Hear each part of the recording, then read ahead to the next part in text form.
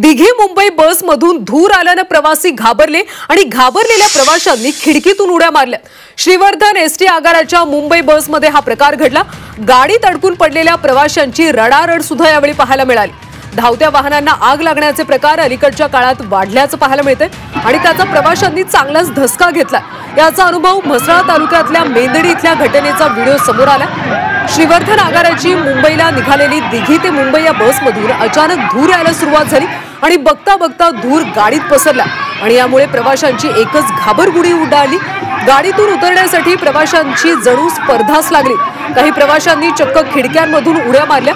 गाडीत अडकून पडलेल्या प्रवाशांची घाबरून रडारड सुरू झाली।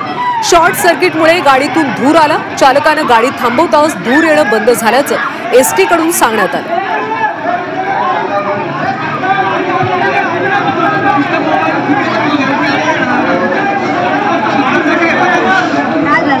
ही आपण दृश्य पाहतोय। श्रीवर्धन एसटी आगाराची ही मुंबईची बस होती आणि या बसमधून अचानक धूर यायला लागला आणि त्यामुळे प्रवाशांनी खिडकीतून उड्या मारल्या तर काही प्रवाशांची गाडीमध्येच रडारड पाहायला मिळाली।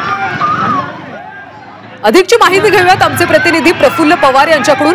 प्रफुल्ल, नेमका काय प्रकार घडलाय आणि सध्या प्रवासी कसे आहेत? एसटी आगाराकडून काही सांगण्यात आले का?